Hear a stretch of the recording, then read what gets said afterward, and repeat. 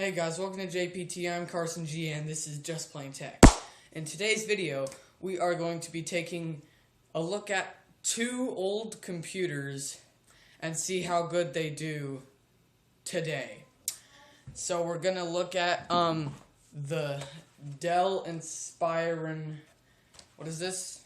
I think the Dell Inspiron 1501 computer.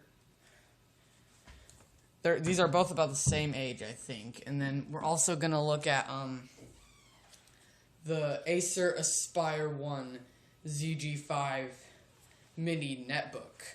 So we're going to take a look at both of those computers today. Let's get into it.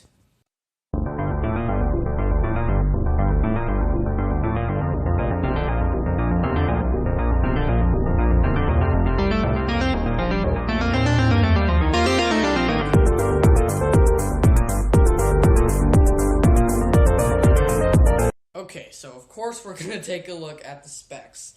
So here we're going to let's start off with our Dell Inspiron 1501 computer.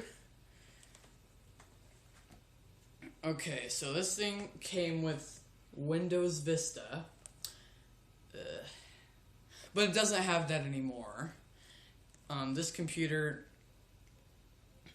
I set up a multi-boot on this thing. I actually use this thing daily, so it has Ubuntu, Linux Mint, Peppermint, Puppy Linux, Vector Linux, and Zorin OS, I think.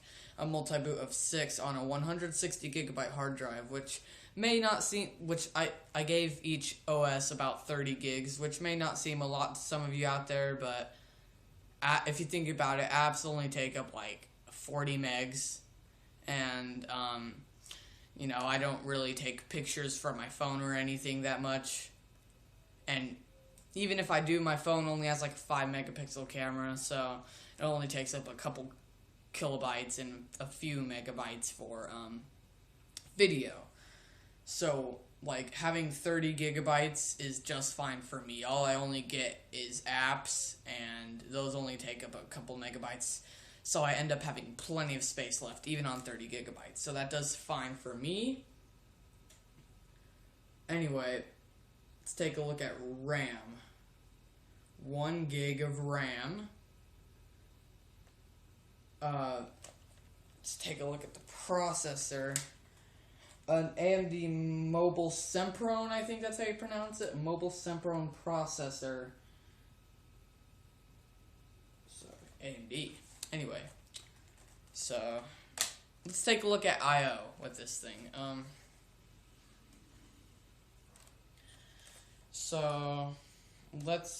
There's nothing on the front besides speakers. I will say speakers on this thing are pretty loud. Like, this computer can go really, really loud. What I think is a memory card slot for like a camera or something. I'm not too sure. We got an SD card slot right here. I actually have an SD card in here because, so I bought an SD card because I have movies and music that I keep on this SD card. I have this with my Acer Aspire 1 too. This computer, so all my movies and stuff, like all my movies, music, but I have like 5 movies, a ton of music, and a ton of shows. It only ends up taking about 10 gigabytes. So I just keep it on here because I don't want to copy it to every single operating system. So I just keep it on the SD card. So 1 SD card slot, SDIO, MMC card slot. So we got a headphone jack, aux port, and then a microphone jack right there, and 2 USB ports. That's just on the right side. So we're going to take a look at the back now. See, in the back we got our charger port right there. We got Ethernet and telephone, telephone is, I don't ever use telephone. I barely ever use Ethernet. So 2 more USB ports and a VGA output cable. So if you want to hook this up to your TV or another computer monitor, just make sure it has VGA. over here there isn't much to look at except the DVD optical disc drive, which I love. Like, any computer that is big enough to fit it in, any computer that can fit it should come with a DVD drive, obviously, unless it takes up everything and GPU is, like, there's no room for a GPU or any of the important stuff. But if it can fit it while fitting everything else, then definitely I think manufacturers should put a DVD drive. This is something that a lot of laptops today don't actually come with, which I'm very disappointed because I have a lot of DVDs and CDs and even games that I put in my CD-ROM drive, so that is kind of a bummer. But you could always copy it to USB or something. So yeah, that was a quick look at I/O. We'll see how this thing performs in a bit. I'm just going to get my Acer Aspire 1 here. So, I will say one thing, this is a fingerprint magnet. Literally, I have to clean this thing off like every 2 weeks or something. I just gave it a nice good clean. So now it's all smooth and everything, but it does get a little oily from fingerprints. It's a really good fingerprint magnet, so yeah. You'll just want to, like, wipe this down every 2 weeks. Not, like, I usually have to wipe my Dell Inspiron down every 2 months, not every 2 weeks. So it is kind of a pain, but it only takes like 5 minutes to wipe it off, so whatever. So this thing came with Windows XP, and now it has Cloud Ready, which the Dell Inspiron actually would not boot Cloud Ready, and this thing would, so that's kind of cool. Comes with Cloud Ready,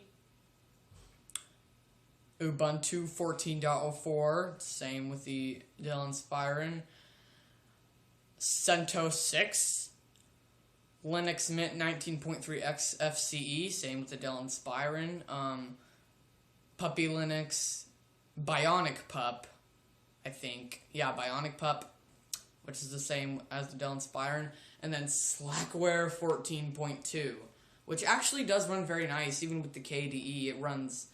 They all run up to speed, up to, like, really quickly.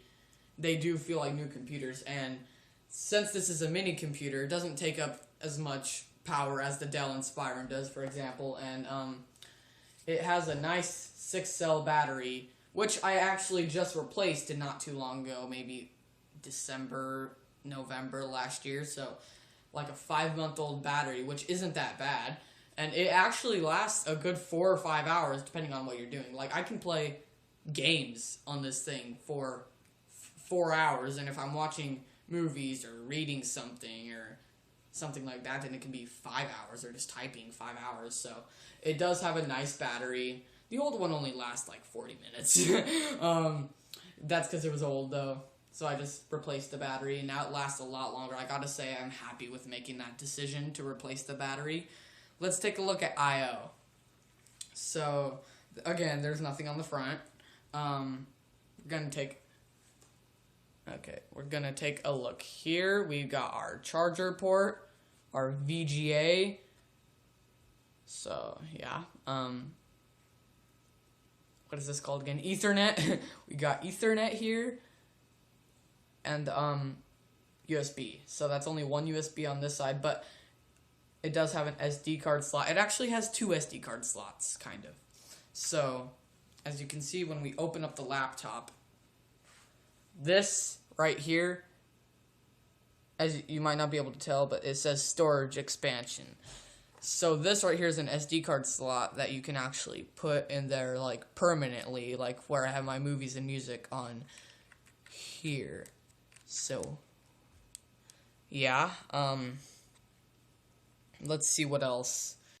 There's another one over here that's like it supports a lot more types of cards, but it's like for camera and who knows what else. So, there's no I/O to talk about on the back, because that's where the battery, the battery sticks out. It's kind of weird, but, yeah. So it is really small and portable and light, which is good. Takes up low power consumption. It has, I think, Intel Atom processor. So yeah, that's kind of the standard for super mini computers like this. This is just a netbook, you gotta remember. What else? What was I gonna say? Oh, it does have a camera up here, which the Dell Inspiron doesn't have. I think it's a VGA resolution camera. That is actually pretty nice to have. I mean, obviously, if you take a picture and then upload it to like a big screen TV, it's not gonna look very good, but it looks just fine on the Dell Inspiron, depending on if you're in the right setting. It's kind of weird. So let's take a look over here. We got our microphone port and then our headphone jack, which everything should have a headphone jack. Let me just say that right now. Everything should have a headphone jack. If it doesn't have a headphone jack, I'm not buying it. So yeah. We got 2 extra USB ports, so 3 USB. I think it's USB 2.0, I think. And then, it's definitely not 1.0 or 4.0. It's 2.0 or 3.0. Which will also support 1.0. This lock thing back here, which I don't actually know what that does. And then this SD card slot. So let's take a look at the keyboard.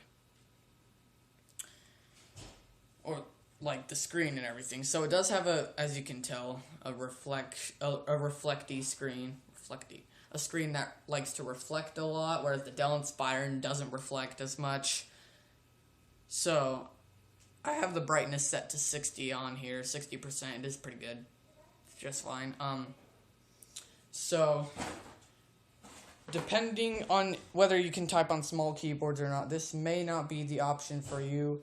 But for me, the keyboard, I know it looks like I have big hands. I do have big hands, but the keyboard works just fine for me. Same as the Dell Inspiron. I don't actually...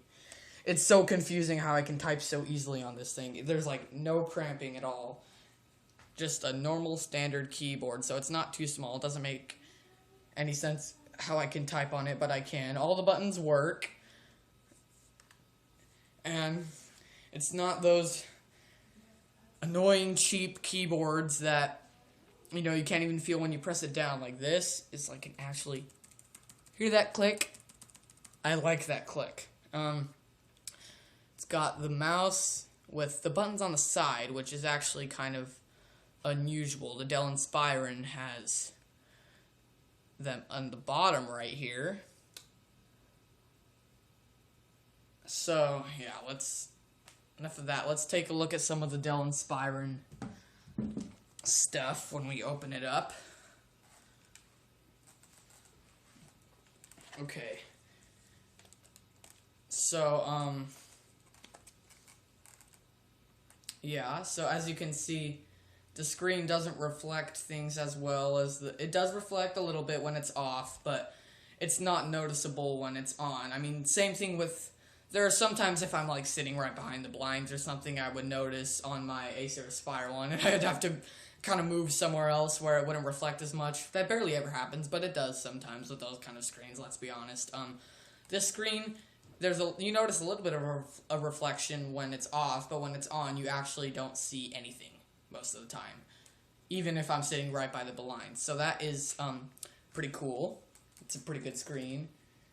Although I do notice that it does sacrifice a bit of a screen resolution. I mean, obviously it's bigger, but I do notice the Aspire one has a little bit of a better screen resolution than this computer does. So... keyboard is nice. It's a standard size keyboard for laptops. So, yeah, the only thing is that there's the same clicky thing with the Acer Aspire one, same thing like that. The one thing is that it has a missing control key right there. Obviously it didn't come like that. It just my sister somehow plucked it off, and we can't put it back on, so it's fine, though. I don't mind, because there's another control key right over here. Thankfully, it's not a letter key that there isn't another one for, so that's good. Anyway, let's jump onto these and look at performance. Okay, so the Dell Inspiron right here took up took about 40 seconds to boot into Ubuntu, and our Acer Aspire 1 here took about 110 seconds. I think that was right on the timer. Yeah, 110. A minute and 10 seconds to boot into Cloud Ready. I know they're different operating systems, but still. So let's take a look. Alright, so here on our Dell Inspiron, if we type in LSCPU, here we have it. So it's an i686. It does support 64-bit.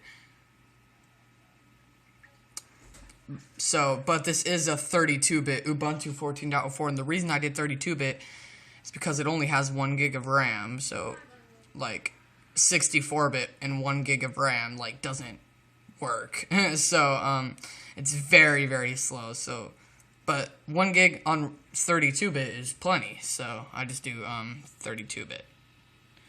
Here we are with the Acer Aspire 1 on Cloud Ready. It does not have 64-bit capabilities. It's only i686 32-bit. But here is the Cloud Ready Chrome OS system. Let's try our camera, for example. Now, this version of Chrome OS does not support Linux or Android apps, so... Hi, me. So it doesn't support Linux or Android apps, which is kind of a bummer, but that's one of the reasons I have Linux on this computer, so, you know, we'll just go ahead and boot into that. Okay, so when it comes to gaming on this computer, this is just a game called Trophy, a 2D racing game.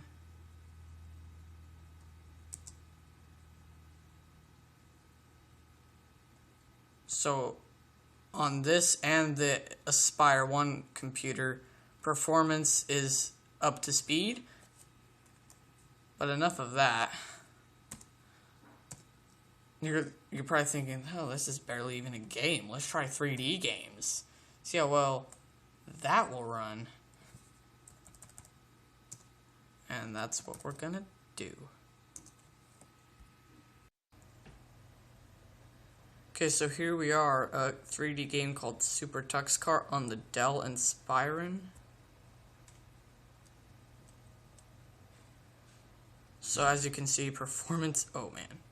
I'm pretty bad at this game. Performance is great. I don't know how to tell the FPS, but it doesn't matter to me. This performance is amazing. So, yeah. Why don't we try it out on the Acer? Okay, here we are on the Aspire 1. Sorry.